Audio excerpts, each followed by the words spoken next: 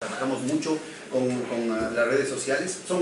La telenovela es una mini telenovela, pero con todas las de ley, porque esa es el consumo cultural concreto de la gente, sobre todo las mujeres, que son las que hacen las casas, son los principales actores del mercado, de las compras, de las ventas también, en muchos casos, sobre todo campesinos. Entonces, en lugar de estos discursos aburridos que solo ustedes tienen el coraje de oír y de mandarse calladitos, vas y hablas con la gente del pueblo, puta, salen corriendo nomás. En cambio, con la telenovela logramos organizar en un año 5.300 comités de barrios, para el consumo, para las ventas, para la organización de la producción, para la demanda, que no les vendan productos caducados, que no les roben el precio, que no les mientan en las calidades, semillas certificadas que no germinan, los agrotóxicos y toda esa cuestión.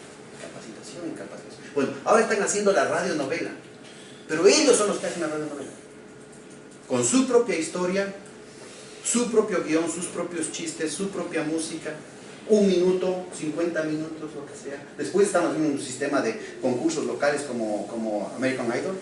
Ahí está el profesor de la escuela, el cura, el dueño de la radio, y se ponen a decir, entonces hacen una maratón, aumenta el rating de la radio local, porque además la gente empieza a contar la historia de la vecina, le cambia el nombre, entonces todo el pueblo quiere saber la historia de quién están contando, ¿no es cierto? Y quiere también participar con su propia cosa, ¿no? Y están los muchachos ahí llamando a las enamoradas de todos los otros pueblos a decir, yo voy a estar de protagonista en la radionovela de Erasmo, ¿no? Entonces está todo un proceso que además involucra el derecho que tiene la gente a contar su historia, con su propia voz, con su propio ritmo, a hacer valer su historia y a construir un nuevo espacio de comunicación, un nuevo espacio de aprender enseñando y de enseñar aprendiendo. Bueno, así de concreto. Y así se intentó en el Ecuador hacer lo mismo que están haciendo, que lo hicieron a ustedes en la época de Allende, generar desabastecimientos artificiales, carestías artificiales, lo que están haciendo ahorita en Venezuela. En el Ecuador intentaron el año pasado, se les paró en seco. Y tenemos, miren, en marzo del año pasado intentaron, con el pretexto de las sobretasas arancelarias, que es una salvaguardia por la cuestión de las devaluaciones de los otros países, tenemos dolarización, no tenemos moneda nacional. No solamente no podemos devaluar, sino que no tenemos moneda física, ¿no? Entonces se ponen las salvaguardias y semanas antes de que empiece a operar las sobretasas, subían los precios en el 30 y en el 40% en dólares. Y los dos empezaron a subir. ¿Por qué suben? Porque los dos a mí también me subieron en el 30 y en el 40%. ¿Se dan cuenta de subir en hiperinflación en dólares? La gente se organizó, ya digo, 5.000 comités de usuarios en esto. Empezó a tomar fotos de cómo cambiaban los precios en los supermercados. Empezaron a mandarse por internet, por las redes sociales. Empezaron a tomar fotos de cómo entraban los camiones a las bodegas y decían que estaba desabastecido el supermercado. Cuando les hago corto el cuento, acabamos con una inflación anual del 2.6%. Porque eso además estaba acompañado, eso fue en marzo del 2015, en abril del 2015, los rumores típicos de las redes sociales de que iban a quebrar los bancos y que se iban a llevar los depósitos, como lo pasó en la crisis financiera de 1998-1999, que justo dio lugar a la mutilación monetaria en el país. Y la gente empezó, que ¿por qué me suben los precios? Que ¿por qué? La gente empezó a organizarse así. No sé si me doy a entender. Lo mismo intentaron ahora con el propósito, con el pretexto del terremoto, volvieron a decir, es que lo que pasa es que las vías están destruidas y estamos desabastecidos por otra cosa. Mentira, los comités de usuarios empezaron a operar, ni subieron los precios, bueno, subieron un poco los precios, pero no se dio paso al desabastecimiento. Entonces vean, conceptos que se asumen como dados, como que fuera una fuerza de la naturaleza y que además con todo el fetiche religioso, ¿no? Cuidado, vas en contra de las fuerzas de la oferta y la demanda. ¿Qué dirán los mercados financieros? Es que el mercado opina, es que el mercado dice. La gente está ciudadanizando también el mercado. Y está impidiendo, ¿no es cierto?, que los intereses fronteros manipulen el mercado, no solamente con la capacidad de llenarse el bolsillo, sino de manipular políticamente a la sociedad. Bueno, rápidamente, miren, manual de buenas prácticas comerciales para las compras públicas, 170.000 pequeños productores vendiendo ahorita al sector público, gobierno central, gobiernos seccionales. Y ahorita estamos sacando, y con esto acabo, Supertienda Ecuador, que es una combinación de mercadolibre.com con dinero electrónico con crowdfunding, crowdlending, instrumentos financieros, no financieros, a través del internet, precisamente diseñado para que estas otras lógicas productivas puedan tener otro tipo de articulación, que podamos generar canales alternativos de abastecimiento en el país, que podamos multiplicar los operadores, multiplicar los productos, multiplicar los mercados, multiplicar los instrumentos con los que la gente opera en el mercado, y al mismo tiempo convirtiendo a eso un mecanismo, o sea, el propio mercado, este mercadolibre.com, esta supertienda, se convierte en un instrumento de capacitación. Por ejemplo, yo soy productor, pero no tengo todavía el permiso sanitario, por decir alguna cosa. Entonces me registro, no estoy impedido de participar ahí, pero queda aguas adentro, o sea, puertas adentro, queda el hecho de que no tengo el permiso sanitario, que inmediatamente estamos articulando un proceso de acción, de intervención con las universidades para que vayan sacando el permiso sanitario. O empezamos a organizar, por ejemplo, estudiantes de marketing, para que generen estrategias de mercadeo, pero no en la visión alienante, ¿no es cierto?, poner a una señorita chiriciki ahí para una señorita desnuda, ¿no es cierto?, para exacerbar el capitalismo de la seducción, sino replantear, por ejemplo, el tema, estos son productos indígenas, estos son productos afro, estos son productos montubios, estos son productos orgánicos, estos son productos ancestrales, estos son los nuevos diseños. Hemos hecho desfiles de moda con los montubios, pero así como me oyen, con todo la réplica, ¿no es cierto?, del andamio, de la pasarela, y vienen, por ejemplo, hemos conseguido diseñadores de España, de Estados Unidos, de Italia, que van pro bono y participan y hacen ejercicios de diseño con costureras del suburbio, del Guasmo, que hacen zapatos, bisutería, carteras, diseños, pero una maravilla de diseños. Estamos haciendo lo mismo, pero es mucho más duro en el caso de la comunidad afro, en Esmeraldas, que ahora está siendo golpeada por el terremoto.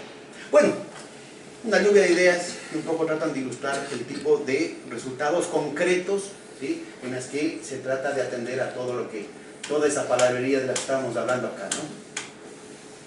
Entonces, acabo con la invitación, reiterando la invitación. Hemos logrado que en Argentina 14 universidades estén participando. Ustedes conocen la situación crítica que está viviendo en Argentina con los recortes presupuestarios. Por ejemplo, la Universidad de Quilmes va a perder el 50% de los profesores que estaban involucrados en estos proyectos con los que trabajamos juntos. Por ejemplo, Tierra del Fuego, ahora que hubo el terremoto, pescadores, una cooperativa de pescadores de Ushuaia, no sé si usted es la universidad más austral un poquito más abajo de Puerto Williams. Y entonces se comunicaron con los pescadores de Jaramijó, de Manta, de Pedernales, de Puerto López, empezaron a contar sus experiencias de cómo hicieron la cooperativa, pero también están discutiendo las técnicas de cómo pescar, cómo viscerar el pescado, cómo conservar sin tener mayor infraestructura, de manera óptima, ¿no es cierto?, la cuestión de la sanidad del pescado. Pero también ellos están respaldados por la Universidad de Tierra del Fuego, los biólogos de Tierra del Fuego, entonces ponemos en contacto con los biólogos de la Católica ahí en Manabí. Pero también el municipio de Ushuaia con el municipio de Jaramijó están ahorita en aula abierta a través del internet, a través de Skype. O tenemos, por ejemplo, los de Quintana Roo de México, el tema del turismo popular. O tenemos, estamos trabajando el tema de materiales alternativos de construcción con el tema de la autoconstrucción de viviendas, porque ha habido una destrucción brutal de viviendas, la gente está viviendo en la calle.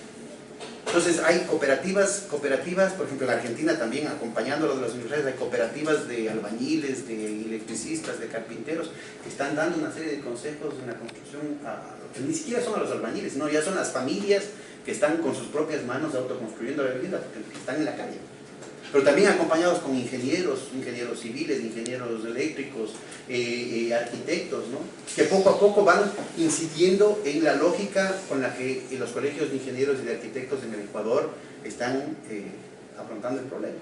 Entonces, miren, una serie de posibilidades, ¿no es cierto?, y creo que para los antropólogos, para los sociólogos, muy concretas, en las que podríamos tener una colaboración fluida de lado y lado, o sea, de aprender de lado y lado, de aprender enseñando y de enseñar aprendiendo. Una invitación a que ustedes hagan una documentación, un estudio crítico, no nos interesan alabanzas, que vayan y conozcan eso, que lo conozcan a través del internet. Cualquiera de estos proyectos, vieron ustedes ahí la cantidad de opciones que estamos planteando. Además tenemos una serie de aplicativos para el teléfono celular que replantean la capacidad de ciudadanización, de empoderamiento de la gente, tanto respecto al tema del Estado, el control de la corrupción, por ejemplo, como en el tema del funcionamiento de los mercados. Entonces, una invitación para que ustedes esto lo conviertan en un proceso de aprendizaje, de solidaridad, de diplomacia de los pueblos. A ver cómo podríamos irlo concretamente. Entonces, lo que se está haciendo, por ejemplo, es muy importante porque te rompe ese estereotipo de que no, pues la ciencia, la tecnología, es cosa de los gringos, es cosa de los ricos. No, pues mira. ¿Sí? Entonces, parte de eso, porque viene el monopolio colonial, el hecho del genocidio está acompañado con el monopolio colonial que te dice, vos puedes producir, tienes que producir esto, pero tienes que comprarme esto otro. Entonces eso ya abre, ¿no es cierto?, una brecha en la balanza comercial. O sea, en la Organización Social del Espacio ya tienes ahí un hueco estructural que es al mismo tiempo, mira, es comercial, pero para poder llenar ese hueco entre lo que compras y lo que vendes, tienes que pedir prestado. Y después de ese hueco que se reproduce y se reproduce ampliadamente, ¿no es cierto?, tiene que ampliarse también con el hecho de que tienes que pagar lo que pediste prestado, pero con creces, con los intereses. Entonces, dependencia comercial, pues es dependencia financiera también. Pero al mismo tiempo resulta ser que el hecho de que ahora no puedes producir porque yo te impido que produzcas, se convierte en que mañana no, o sea, ya no vas a poder producir porque ya no sabes cómo producir. Y después viene con todo un tema de colonización mental, ¿no es cierto?, que te dice, no solamente que no puedes producir porque no sabes cómo producir, es porque genéticamente, como eres indio, como eres montubio, como eres longo, como eres cholo, como eres negro, no puedes producir, tienes en los genes. Solo los gringuitos de ojos azules pueden producir. ¿Sí? Entonces, parte del problema es ese. Entonces, vos tienes, a diferencia, por ejemplo, lo que pasa, no sé si acá en Chile, pero por ejemplo en Argentina, y en buena parte por la cuestión de la migración a principios del siglo XX, tienes una importante capa de economía popular productiva. Gente que produce aires acondicionados, refrigeradoras, ¿no? El tema de los saberes, ¿cómo te digo?, de los oficios, ¿no? En el caso del Ecuador, el grueso de la economía popular o es campesina, o es el tema artesanal atávico, no solamente precario, sino atávico, o sea, las tallitas de madera, la cuestión más primitiva, digamos así, del neolítico, ¿no?, de lo que está disponible, o si no, servicios, comedores, salones de belleza, ¿sí? Pero es que es tan importante el romper con este tabú de lo que no se puede y meternos de lleno en el tema de la tecnología. Ya te digo, estamos con PhDs en veterinaria, en biología, en ingeniería mecánica, cuestiones electrónicas, ¿no? Pero también, obviamente, el tema de nuevos modelos de gerencia, que rompa con la lógica de la acumulación, que rompa con la lógica de la... o más bien dicho, que legitime una lógica que no sea la de la acumulación, que no sea la de la ganancia. Con el tema de la gestión de la tecnología, con el tema del internet. Súper importante, que además en el caso del Ecuador nos da lugar a una cuestión lindísima, muy humana, porque se da un tema de una brecha generacional, entiendo que también está aquí en los Estados Unidos, ¿no? Que es grave en el caso de los sectores medios más incorporados al establishment, pero que también es muy serio en el caso de los sectores populares, sobre todo en la cuestión campesina. ¿Para qué me voy a quedar? O sea, los guambras no están, los adolescentes, los jóvenes, no tienen en su cabeza quedarse en el campo. ¿Para qué le voy a decir? Campo es atraso, miseria, ignorancia, superstición. Entonces de pronto, el rato que vos dices, pero ahora resulta ser que vos eres el protagonista, porque yo no sé usar la computadora, y vos sí sabes. Entonces se abre un puente de recuperación de valores familiares, pero desde otra perspectiva, en el que la cuestión el rol de los jóvenes en el hogar no necesariamente está sometida al verticalismo patriarcal, porque ahora ellos son los que tienen la clave de la sobrevivencia de la familia, comprando y vendiendo en el internet.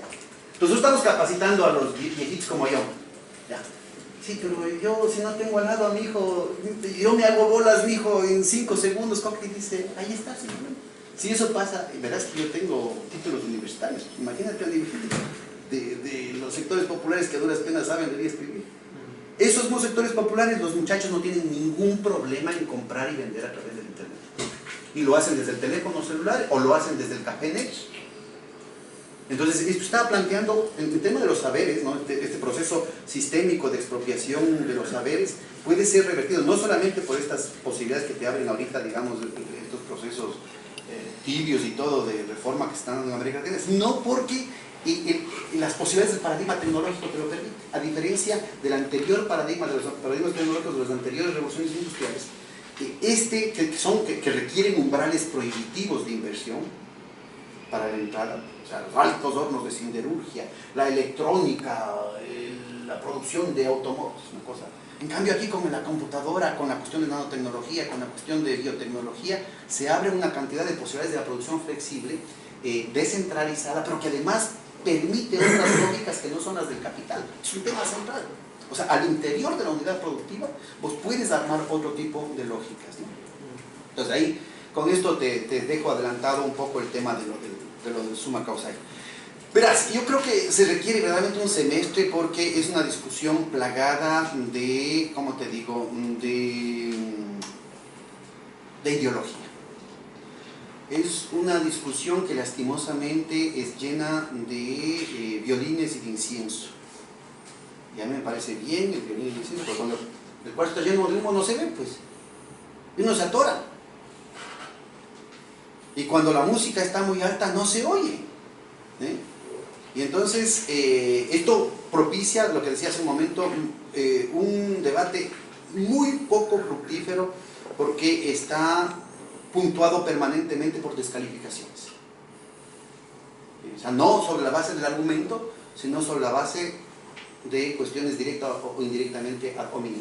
Entonces, en el tema de lo del summa causae, primero me parece que es importantísimo ubicar el tema no del exclusivismo elitista, que está muy presente en ciertas ideologías ecologistas e indigenistas, sino el tema de la universalidad. Si esto es un problema, o sea, vos estudias los celtas y vos encuentras, en cualquier cultura primordial está presente eso, en cualquier cultura primordial, porque es lo que hablábamos en un momento, la diferencia entre la comunidad ontológica versus la sociedad de mercado, ¿sí? Entonces vos tienes una riqueza de relaciones humanas que están invisibilizadas en la vida cotidiana por nosotros, que son las relaciones más importantes, son relaciones de intercambios de no equivalentes. Entonces, por ejemplo, en la academia eso no se estudia, sino cuando se convierte en patología, en las facultades de psicología o de psiquiatrías. Por eso es más importante que tienes la relación con tu mamá, la relación con tu familia, la relación con tu pareja, la relación con tus amigos, inclusive con tus colegas. Es cotidianamente llena de relaciones de intercambios de no equivalentes, que hacen referencia a otros valores. No necesariamente positivos, ¿no? Pues también hay toda una idealización, una cuestión así. No necesariamente positivos. La corrupción, la violencia, miren, toda la cuestión de la economía del don, ¿no es cierto? En toda esa tradición de Mao, están presentes. Hay el don veneno, hay el contradón, hay el antidón.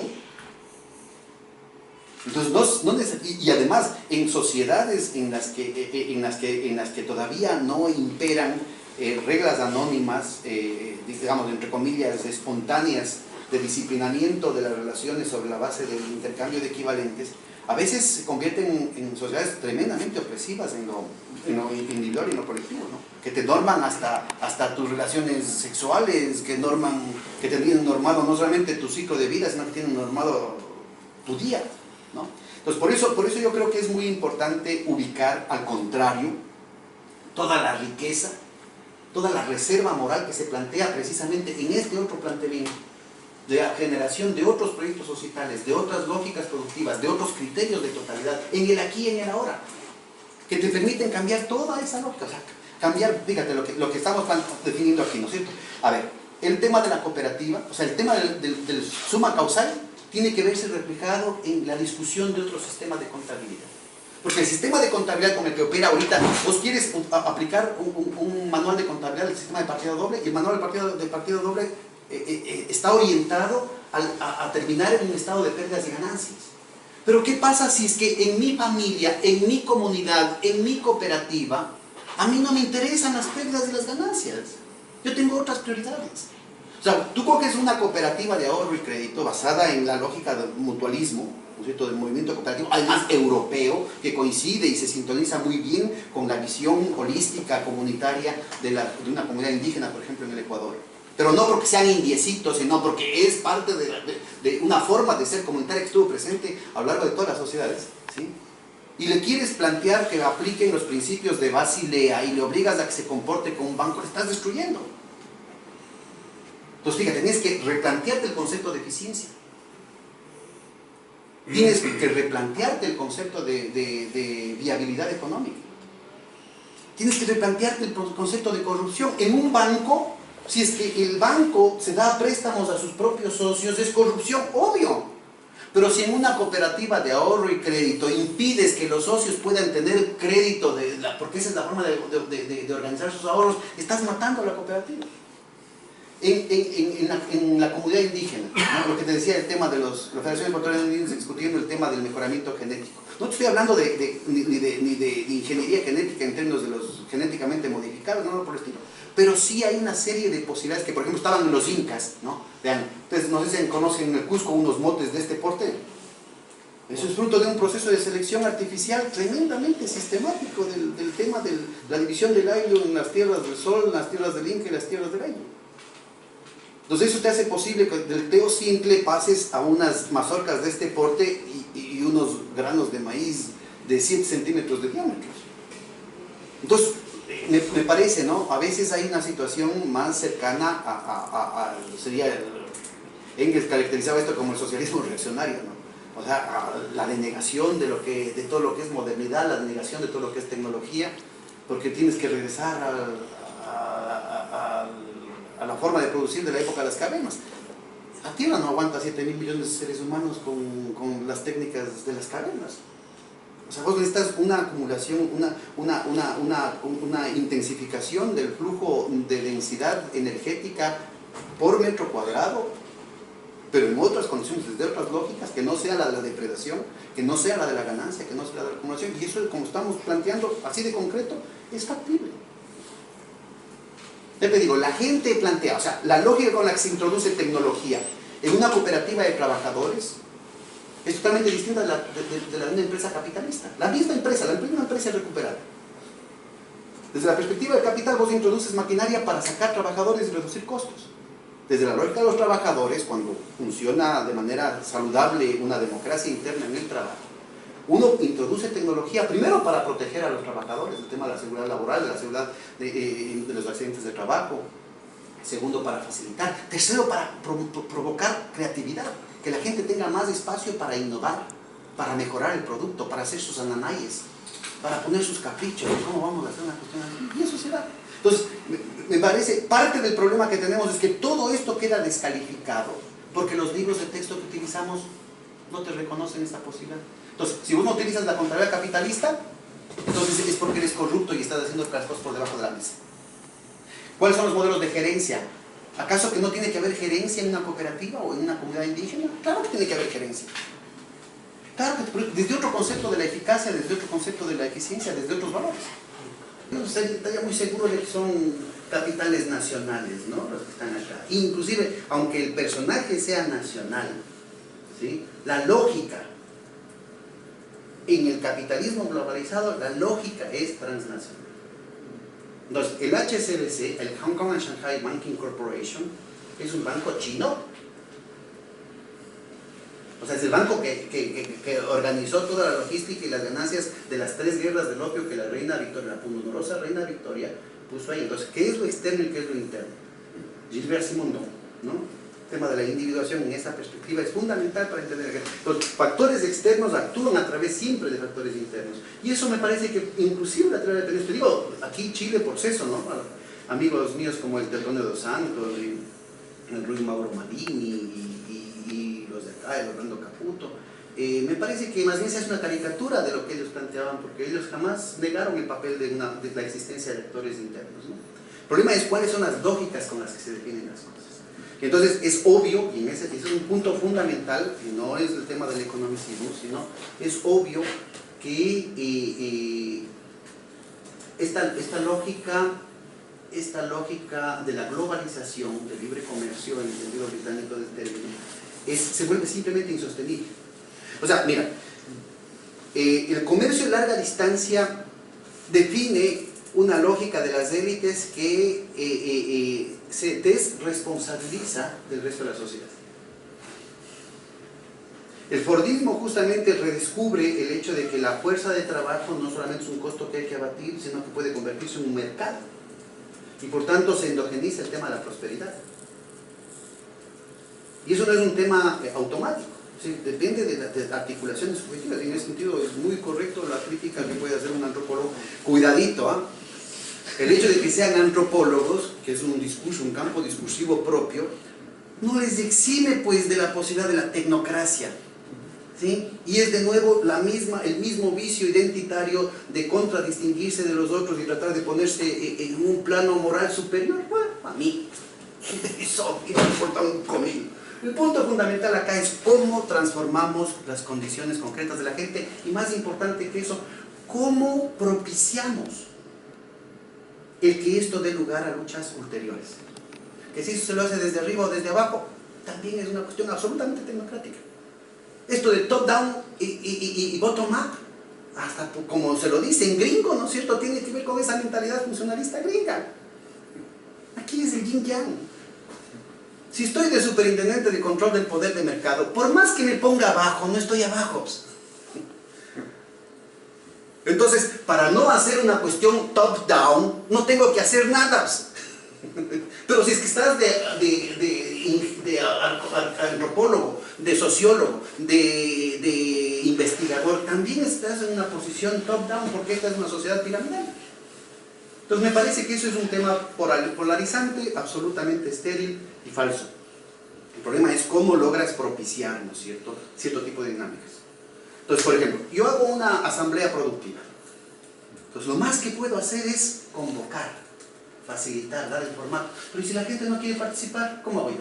Yo no les puedo dar produciendo, yo no les puedo dar negociando, yo no les puedo dar vendiendo, yo no les puedo dar cambiando el proceso productivo. Pero yo sí puedo, ¿no es cierto?, crear condiciones que inclusive superan mi institucionalidad, en el que hay una nueva relación de la sociedad con el Estado, que permite justamente transformar esas relaciones de verticalidad. No sé si me pueden entender. Y con la propia academia. Es decir, es obvio, fíjate, te doy la experiencia concreta, ¿no? Porque yo personalmente he estado en esas reuniones. Entonces ya logramos 2, 3 sesiones, vienen muchachos con PhDs, así unos jóvenes como ustedes, que el Ecuador hizo 11.000 becas, imagínense, becas completas para el PhD. Entonces era un compañerito que venía de Bélgica, otro compañerito que venía de México y otro compañerito que venía de Brasil, con distintas escuelas veterinarias.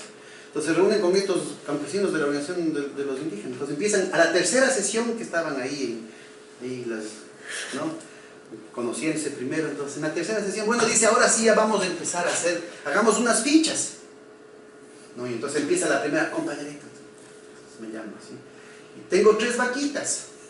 ¿En cuántas hectáreas? Le dice que estaba llamando. 2 hectáreas, 500 metros. Entonces regresan a ver entre los PhD y dicen, no se puede tener 3 vacas en 500 metros. Y la otra, pero venga, tienen que venir a conocerte. Bueno, y eso les cuento. Ya en la 5ª sesión los indios le estaban, es que tienen que cambiar el pensum, les dicen a los PhDs, ¿no?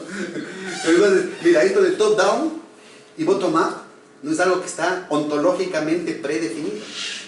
Es justamente lo que tienes que reconstruir desde una vivencia humana concreta, no la cuestión tecnocrática, porque también los antropólogos tienen su industria de producir papeles y que te publiquen y que te inviten a los seminarios de lo que está de moda, con el discurso que está de moda y las antinomias que están de moda. Entonces lo que tenemos que hacer es más bien poner en primer lugar a la gente.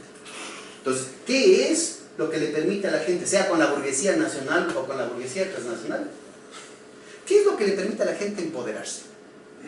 Porque verás, el hecho de que puedan vender en el supermercado, en definitiva es una articulación con el sistema capitalista, obvio pues. Pero ya es un problema en el que las incapacidades, ¿sí?, empiezan a ser gerenciadas por la gente, porque la gente antes tenía solamente la posibilidad de vender aquí, ahora tiene la posibilidad de vender aquí, de vender acá, de vender acá, de vender acá. Entonces ir abriendo las puertas, ¿no?, y permitir, o sea, ir creando las condiciones para que la gente mismo, desde la dinámica de la gente, vaya tejiendo nuevas relaciones, que son relaciones económicas, que son relaciones también discursivas, pero que también son relaciones institucionales, pero también son relaciones ideológicas diferentes. O sea, el hecho de que la gente pueda ir a un supermercado, y por eso yo coincido totalmente con esa crítica, o sea, no es el tema del economicismo, y desde el principio, digamos, en nuestro tonto pensamiento al menos fue diseñado como un problema fundamentalmente emblemático. Es el que la gente tenga el derecho a poner lo que hace en las perchas del supermercado, que ese no es un problema economicista. Al contrario, un tema simbólico tremendamente duro. Se han roto una cantidad de tabúes en un año. Discúlpeme, y yo soy el superintendente de control de poder de mercado, yo soy como la Fiscalía Económica aquí en Chile. ¿Sí se dan cuenta del, ¿no? Entonces, la perspectiva es fundamental. Y la perspectiva viene precisamente del concepto del buen vivir. Y claro, el rato que me dicen, ah, pero estás extralimitante en tus funciones, discúlpeme, aquí está la Constitución, vea la Constitución. Entonces ahí sí, las fuentes que vos tienes, las fuentes verdaderas que vos tienes, que además no se insisto, no se quieren plantear un tema exclusivista, desde esa cuestión, de esa fragmentación identitaria, ¿no es cierto?, del conflicto postmoderno, ¿no es cierto?, de la destrucción de las mayorías y de un sujeto universal, nosotros quieren plantearlo como es que esto es solamente quichua, es que esto es solamente andino y solo los indios tenemos derecho. ¡Mentira! ¿Dónde está la formulación de los indígenas? A ver, ¿dónde está? ¿Está en mapuche? ¿Está escrito lo del sumo causai? ¿O lo del, cómo llaman? ¿Moyo? ¿Cómo está? ¿Comemuñé? ¿Está escrito los mapuches? Bueno, Marileo, o sea, tenemos por lo menos un intelectual mapuche importante. ¿Hace cuánto? En los 90. Sí, pues ahora. Y lo hacen, y que además es legítimo, ¿ah? Porque hay una cuestión de lo que es lo auténtico. Lo auténtico es, a ver, primero es el derecho a la diferencia. Entonces, hay que hacer que la razón de Estado, que la razón académica entienda las razones del pueblo. Entonces, primero es el derecho a la diferencia, a ser diferente, a tener lógicas, motivaciones, prioridades, coherencias distintas a las que te impone el Estado, a las que te impone la academia, a las que te impone el mercado, a las que te impone el capital. Y eso en todos los planos, en el tema de la gestión, en el tema de la gerencia, en el tema del marketing, hasta la palabrita, en el tema de la contabilidad, en el tema, ¿no?, el producto mismo, ¿ya? Pero después tienes vos la necesidad de pelear por el derecho a la identidad. Y el derecho a la identidad es el derecho a crecerte, a proyectar y proyectarte. Y eso implica asumir, o sea, ser universal, asumir. O sea, eso no quiere decir que porque eres indio tienes que mantenerte en el neolítico. Es ridículo. Entonces, por eso es el énfasis que ponemos en el acceso. Ahora, ¿qué hace la gente con esas capacidades? Lo que les dé la gana. Entonces, por eso no es qué es lo que la superintendencia, porque no, así quisiéramos. A ver, yo le digo, a ver, coge el computador y hazte rico. ¿Puedo ordenarle eso? No. ¿Puedo ordenarle que le venda al supermercado? No. ¿Puedo ordenarle a que aprenda la contabilidad? No. Lo que estoy es abriendo puertas. Lo que pasa es que yo creo que puedes ordenarle al supermercado que las cosas. Ese es el tema central. Yo creo que al llevar la discusión al tema sociológico, antropológico, estamos en la pura periferia. O sea, yo lamento que hoy día no tengamos alguna visita que sea economista, porque por Chile... No, yo no celebro. Porque lastimosamente, fíjense, es que también hay una opción de ciertas ramas, no solamente profesionales, sino intelectuales, de quedarse en la periferia. ¿Por qué? Por el tema de la retórica. Esto no vende, pues, en el mundo de la consultoría y en el mundo de la publicación de papers en antropología y en sociología. Porque aquí la puerta está abierta, mira, a introducir todos estos temas que son absolutamente legítimos, tremendamente saludables y necesarios para la sociedad, como la crítica que hace Kuhn, introducirlo en una práctica concreta de la vida de la gente, en la práctica cotidiana, en el aquí y en el ahora. El problema de Chile es la lectura que yo hago, que me parece espectacular tu propuesta. En Chile es exactamente al revés, en el sentido de que todo lo que es gestión pública y todo lo que son estándares de calidad y todo lo que es, ¿no es cierto?, comercialización y todo lo que es, son nuevas formas de acumulación por disposición. O sea, básicamente, si tú quieres, el ejemplo que tú ponías de la leche a mí me parece que es muy claro. Aquí lo podemos dar, por ejemplo, con los cabres, gente que tiene cabras. Bueno, pero resulta que para vender cabras en su mercado tiene que hacer una inversión X. O con nosotros mismos, trabajamos con productores de miel, pero para certificar la miel tiene que ir a tal universidad. La universidad te dice, oye, pero tengo plata, $80 nos cuesta un par de certificaciones de medio kilo de miel cada una de ellas. Entonces, por eso yo creo que el desafío para nosotros es como más bien educar a esta sociedad que está formada sobre la base de exclusiones. Y desgraciadamente los maturos en esto justamente son los agentes técnicos del Estado y de la empresa. O por ejemplo el tema de la asamblea, que es una empresa esclava. Si tú ves cómo negocian los pescadores cuotas de pesca en Chile, tienen una asamblea, claro, pero finalmente cuando llega el momento del penal, en ese momento se junta el presidente, el secretario del tesorero, con el intermediario, sin presencia ni de la Asamblea, ni del Estado, ni de nadie. Y en ese momento nadie sabe qué pasa, pero ahí se determinan los precios y ahí se expropia la voluntad popular. Esto que vos dices es súper importante, pero sobre todo para no hacernos ilusiones. No se creen que la situación del Ecuador es tan distinta de la de Chile. Por eso les digo, estos gobiernos no son postmodernos, no son post-neoliberales, perdón, no son post-neoliberales. Porque todavía no hemos superado el neoliberalismo. O sea, lo que te muestra, por ejemplo, la cuestión de Macri y la cuestión de Temer, es que al día siguiente que se baja la guardia, ¡fruf! Blitzkrieg. Y es en todos los ámbitos, en el ámbito ideológico, en el ámbito institucional, privatizaciones, desregulación, reducción de los derechos, reducción de los salarios, en todos lados. ¿Por qué? Porque estamos viendo, los dueños de casa siguen siendo los mismos. Y aunque no les guste a algunos, sobre todo a los más jovencitos, los dueños de casa siguen siendo el imperio y la oligarquía. Cualquiera que sea el nombre, yo les dejo nomás a ustedes que discutan eso. Y si quieren después podemos discutir el filocue también, no hay ningún problema. Sí, a mí me interesa en términos prácticos el conflicto. ¿Qué se hace con los actores, digamos, que resisten a este proceso de democratización del mercado? Exactamente, pues, entonces precisamente por eso digo, en el caso del Ecuador no es tan diferente del chileno. Porque el conflicto no es solamente con los empresarios, sino también con los funcionarios del Estado. Entonces, por favor, o sea, todos somos mayores de edad, ¿no? Porque si no, la primera lectura que tenemos que hacer es la Caperucita Rojas. O sea, todo esto significa conflicto. Y si quieres, en términos personales, a mí me ha tocado aguantar palo hasta de propios extraños. O sea, ¿qué crees? ¿Que todo esto de aquí es gratis? ¿Te imaginas lo que significa el haber tenido que pelear con las grandes cadenas de supermercados? 160 millones de dólares de multa hemos cobrado en 3 años y medio. Entonces, no, o sea, esto sí requiere categorías teóricas, quiero decir, compañera, no se marca. Teóricas y retóricas, porque sí, yo no creo que... Ahora se plantea el tema de lo retórico como un vicio, ¿no? Pero al contrario, miren, ustedes ubican la cuestión de la formación clásica greco-romana, está el tema del trivium, ¿no? Entonces es fundamental el tema de la retórica. Es más, una de las conquistas más importantes de la humanidad con la Revolución Democrática del siglo VI a.C. fue precisamente corrompida desde el sofismo. Entonces ahí sí viene el tema de la palabrería, ¿no? Y Sócrates, en una confusión, en esa polarización que precisamente confunde y distorsiona los procesos históricos, Sócrates estuvo dispuesto a morirse justamente por decir, miren, esta democracia así de corrupta no me interesa.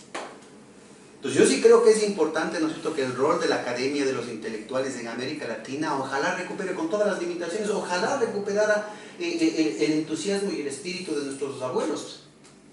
Puta, hermano, como la capacidad de proponer, equivocados o no, en cambio ese silencio, esa automarginación, esa torre de marfil en la que se quieren autorrecluir ahora los intelectuales y la academia.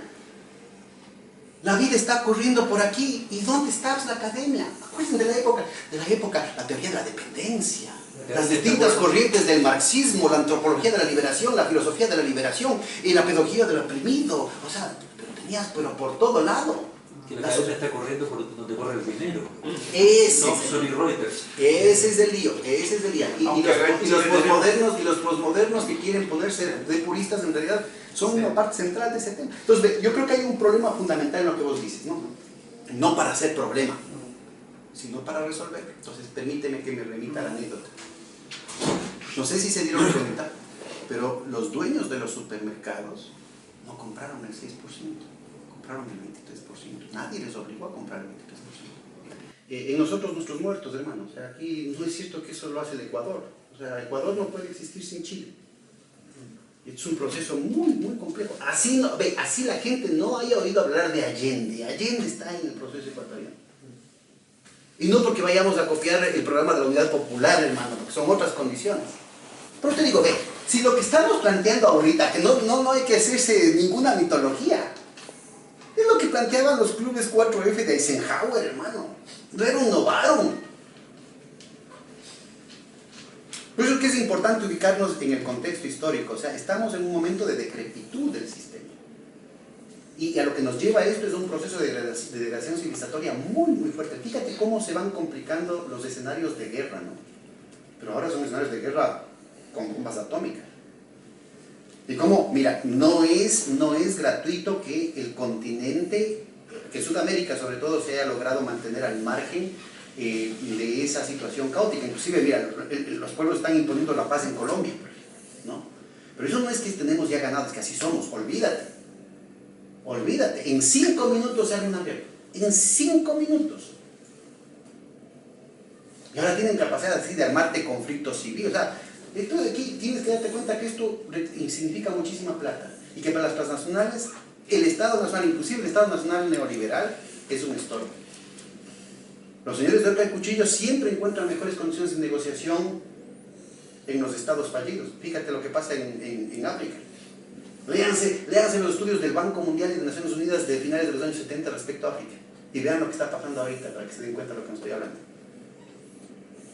Entonces, eso no es casual. Y obvio que hay responsabilidades internas. Aquí no estamos irresponsabilizando respecto a los actores internos. Pero es obvio que hay poderosos intereses que se van a encargar, que parecería mentira, pero que les conviene la destrucción de la sociedad, inclusive del Estado moderno. Fíjate, todos los valores del sistema, digamos, ustedes lean a un Gramsci o a un Althusser, ¿no?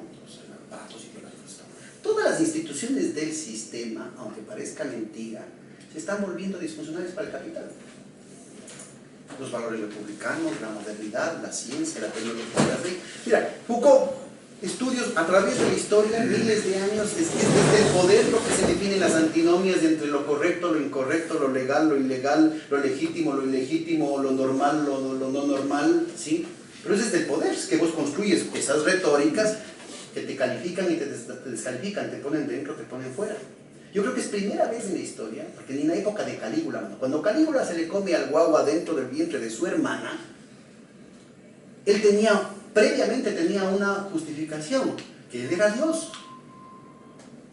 Entonces, con el antecedente de Urano, ¿no es cierto?, lo que estaba es haciendo algo normal para los dioses. Pero aquí tenemos el único caso en la historia en el que la oligarquía especulativa está violando las leyes que ellos impusieron hace solo 10, 15 años y no pueden parar de violar las leyes. O sea, no estamos hablando de las leyes que el movimiento social impone a la sociedad. Estoy hablando de las leyes que ellos, a través de argucias en los corrillos del poder, logran imponer. O sea, el golpe de Estado de la señorita Mónica Lewinsky, en un rato de descuido, el señor Clinton firma la desregulación financiera y a los 5 minutos el escándalo de Enron, que ahora se multiplica, y no pueden parar de violar las leyes que ellos mismos ponen. Ellos mismos se deslegitimizan. Es más, si alguien sabe algo de contabilidad, ellos están rompiendo el principio de partida doble. Entonces, al final del día resulta ser que no son ni los comunistas, ni los anarquistas, ni los talibanes los que han destruido el principio de propiedad privada, sino el capital financiero. Ahora, este lingote de oro, este barril del petróleo, tiene al mismo tiempo cientos de dueños a través de los derivados financieros. ¿Cómo haces para definir el tema de la propiedad? ¿Cómo funciona un mercado si no está definido el principio de propiedad? Hay un economista que a Valerno que te dice: una transacción económica es un conflicto político-militar resuelto. La violencia de moneda, Andrew Lem, ¿no? Entonces, el punto que te quiero hacer es este, o sea, lo que estamos viviendo tiene que ser visto en una perspectiva no solamente diacrónica, sino también sincrónica, de cuál es el movimiento real, cuáles son los vectores más poderosos del movimiento del sistema, hacia dónde apuntan. Es lo que decía, el tema de los proyectos de sociedad que se están debatiendo.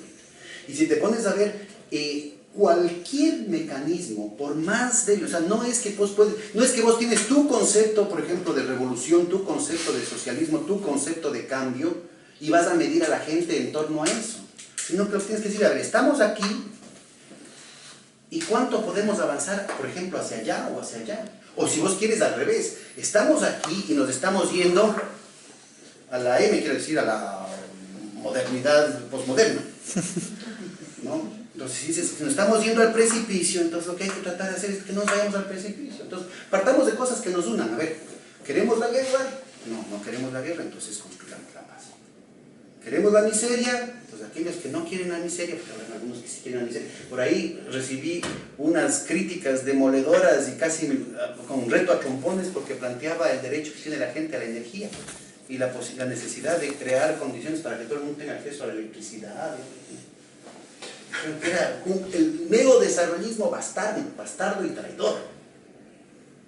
Pues mira, todas estas cosas que nos dividen, todas estas cosas que debilitan la posibilidad de que la gente pueda vivir en paz, que la gente pueda prosperar, generar, desplegar su creatividad, su iniciativa, defender la economía de su familia y de su comunidad, tienen que ser desterradas. Y tenemos que ir viendo ahí. Y una cuestión tiene que ser no solamente multidisciplinaria, sino que tiene que ser plural en términos de que hay distintas perspectivas y hay que crear un espacio para que distintas perspectivas puedan convivir.